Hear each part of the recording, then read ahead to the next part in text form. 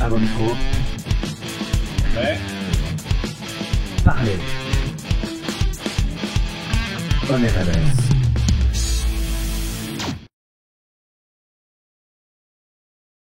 Bienvenue à tous, vous êtes sur On RMS pour la revue musicale de la semaine. Alors aujourd'hui on va s'intéresser à l'album de Skrillex et Diplo, donc intitulé Skrillex and Diplo Present Jack U. Donc qu'est-ce que Jack U? Jack U c'est le nom de leur groupe qu'ils ont formé, donc Skrillex et Diplo qui sont deux DJ connus mondialement. Donc je vais vous présenter tout d'abord les deux DJ. Donc on a Skrillex, bon, qui est très connu avec des titres comme Bangarang, donc une DJ qui fait de la dubstep, certains appelleraient ça de la brostep. Son dernier album s'appelait Recess. Donc je l'ai écouté, j'ai été vraiment très déçu alors que j'avais adoré Bangarang. Des titres vraiment moyens. Donc plutôt décevant. Diplo lui il fait partie du groupe Major Lazer, donc que tout le monde connaît avec des titres récemment sortis très connus. L'album qu'il a un peu lancé, c'est l'album Florida en 2004. Donc un DJ mondialement connu. Et c'est également un producteur. Il faut savoir que c'est lui qui produit le dernier album de Madonna, le 13e. Donc cet album, Skrillex and Diplo Present Jack U, il y a 10 pistes, dont un remix à la fin. Il dure 35 minutes. Et c'est vraiment 35 minutes de bonheur. Moi j'ai vraiment adoré. Il faut savoir que pour l'événement, quand ils ont lancé cet album, ils ont fait une fête de 24 heures, un concert de 24 heures aux États-Unis qui a dû être arrêté par la police au bout de 18 heures parce qu'il faisait trop de bruit. Il y a des featuring impressionnants, donc il y a 2 Chainz, il y a aussi Justin Bieber, Kessa, Missy Elliott, Aluna George. Donc c'est un album court, mais c'est vraiment un condensé d'énergie, rythme très élevé, des basses ultra présentes comme Skrillex a l'habitude de faire. Rien que le premier titre de la première musique donne le ton de l'album. Donc elle s'appelle Don't Do Drugs, Just Take Some Jack U, donc le titre de l'album. Donc ne prenez pas des drogues, écoutez juste Jack U, ça vous suffira, ça vous excitera bien assez.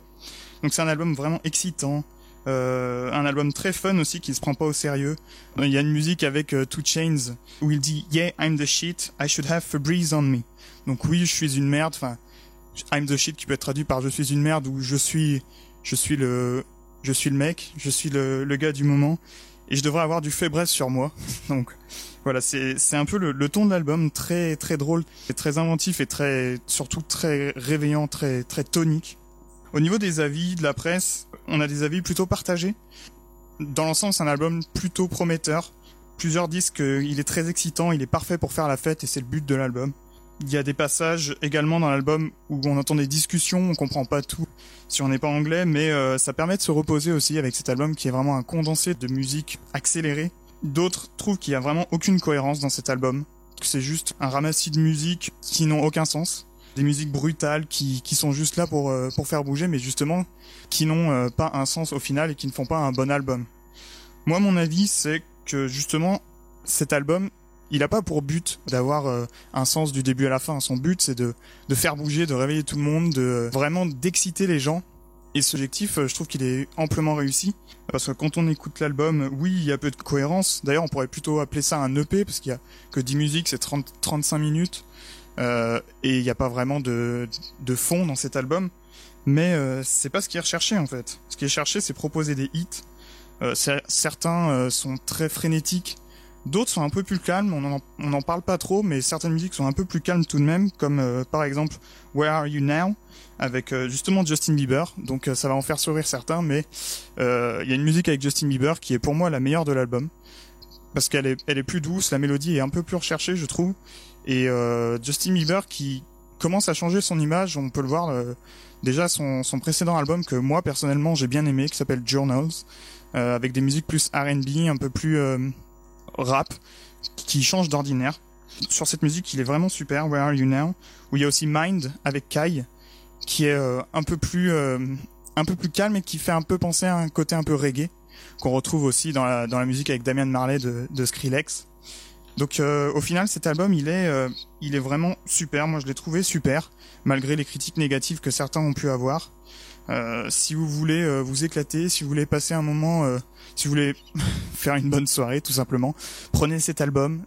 C'est vraiment un album qui va vous réveiller, vous faire bouger, qui en plus n'a aucune musique faible, je dirais. Il y a vraiment aucune musique que je n'aime pas sur cet album.